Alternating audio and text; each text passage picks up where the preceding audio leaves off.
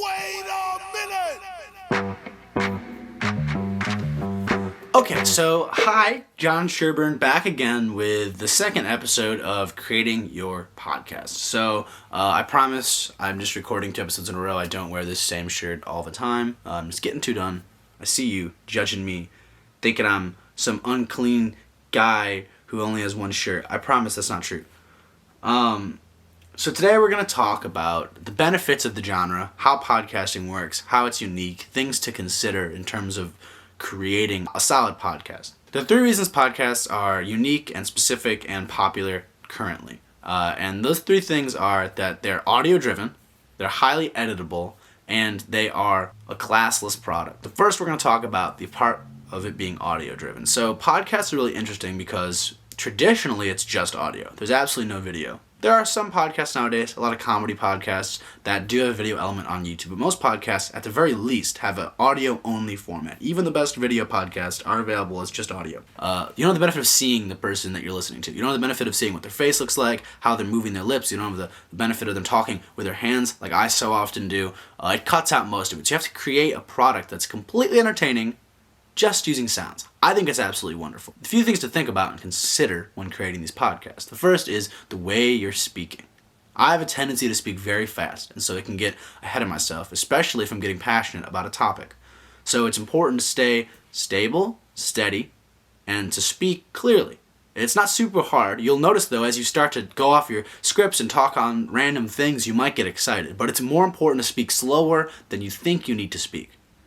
Speak like you're slow, and it's going to sound normal. Additionally, people a lot of times will put music beds into their work. They'll put clips from other things. You might want to find, if there's a movie, Kite Runner, you can maybe take little clips from the movie and use those in your show, or music or sound effects to make it more interesting. It also can be a little kishy if you do that, so make sure you're being careful about what you're actually using, because you don't want to bore people or sound annoying. But for the most part, it's good to have something in there, at least at some point, to make it more than just people talking for 40 minutes, The second aspect is that it's editable.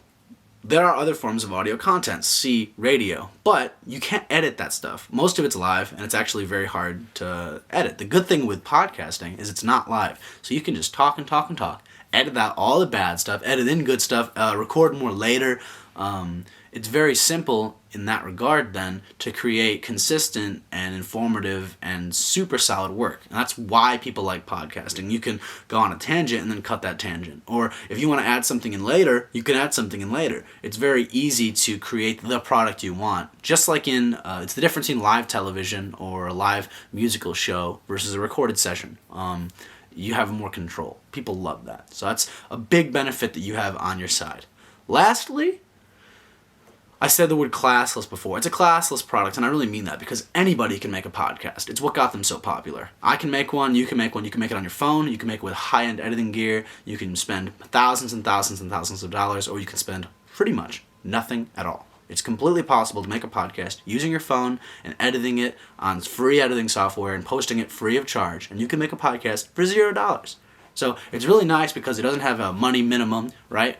Or even, say for TV, anyone can make a TV show, but it's going to look a lot worse if you're recording it on your phone, and you can't pay actors, and you don't have any sets, and you just have to record it in your backyard, compared to if you have millions of dollars. Now, there is a bit of a difference where the best podcasts have a lot higher production quality than the worst podcasts, but at the same time, anyone can create them. So it's kind of nice. So, talking about styles of podcasts, there's a lot of different types of podcasts. You have, I've worked on a couple different styles of shows. I have a show that I've done completely by myself, just me talking for 45 minutes, minimal edits, me talking about a subject that I've prepared that I'm interested in. It's called Nightcap, if you want to check it out. I've worked on shows like The Marvelists, that's interview-based with people working in comics and in the film industry, that is still minorly edited, but it's 2 hosts and a guest usually, so there's a lot more people talking. I've worked on highly edited shows. I've worked on shows where it's just a free flow. I've worked on shows with video and without video. There's a lot of different nuances in those different things. What you're doing is creating a 2-person back and forth co-hosted podcast that is informative. I'd call it an educational podcast, honestly. And so you have a couple things to consider. The first of which is the style of podcast. So you're doing an educational podcast, which means it has to be full of information. you want to go prepared. That's what the most important of your pre-production is. You're delivering info. So you have to know some quotes. You can write them down, you can look at them during the show, but you have to know some quotes. You got to know some statistics, or, tie it to the real world. I'd recommend, at least. You have to have the book maybe in front of you, or passages that you like from the book in front of you so you can relate to them. You have to read the chapters and know what they're saying. So that's the most important part. The rest should come easily if you do those things correctly. If you don't do them correctly and you wait and you don't read the chapter, you're going to have a worse product. That's on you. I don't care. But your teacher might, your grades might, your parents might. So it is important for you to know what you're doing. Additionally, it is important for you to communicate with your co-host. You and your partner should, in my opinion, be acquainted with each other, comfortable with each other. If you guys can be friends, that would be great. If not, spend some time together so you guys can understand the communication style of the other person. It's really easy if there's a dominant personality, for them to take over the show and do 75% of the talking. You don't want that. Audiences are going to know that. And so you want to, in a podcast, both be communicating, both have your points. I'd recommend communicating your points beforehand to each other, knowing what the other person wants to talk about, knowing what the expectation is, knowing what the other person wants to do and discuss. So you guys can have moments that you're both on the same page.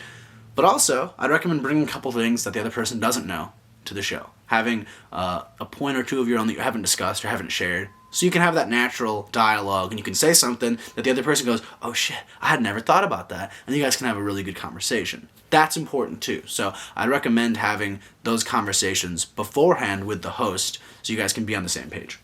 I've found working with a partner can be very frustrating because one person might want to do more work than the other, want to have a different show than the other person. So talk first about how much you want to edit, but also have roles. I have found with most shows, the best way to do it is, if you're co-hosting, obviously both co-hosts both put equal amount of work in, have a shared Google Drive so you can put stuff in the document together and look at what the other person's thinking and doing. When it comes to post-production and pre-production, you should do your own work. You should have a page or two that's just your stuff that you can sit down and formulate on your own. Recording is easy, you're both going to do it. Post-production, one person should be line editing. Line editing is when you're taking that line full of audio that you've said and you're cutting it up, taking stuff out, adding stuff in. One person should do that. I'd say each week switch off so you both can have experience, but there should be one person on it because if both of you are trying to do it, it can be very hard and the editing can sound disjointed. The person that's not doing the post-production, what I'd recommend is if you guys have any other things you have to do, you do that. If there's other work, paperwork, you have to fill stuff out. If there's anything like that, do it. If you have to distribute this podcast and put it on social media platforms, you're in charge of that. If there's any social media you have to do, whatever. I don't know the bounds of the assignment, but if there's anything else you have to fill out, that person should fill it out. I believe you guys have worksheets. So that person should fill out the worksheet. The other person should line edit. You switch every other week so that everyone has an opportunity to do everything. But it's good to, again, address the stuff before the show starts. Also, before you start the show, discuss what you want to do for a name, if you want to title your show, if you want to find music to put at the beginning or end of every episode, find music. So I think those are important things to consider as well. So this is my last kind of introductory episode. I had the first one doing a large overview of what podcasting is, and this one focusing more on what you have to do. Next, we're going to look into pre-production, making scripts, and then we're going to get into recording and editing basics, and then finally, what to do next with your shows. If there's anything else you want to add on top of the edited product. Thanks for listening as always.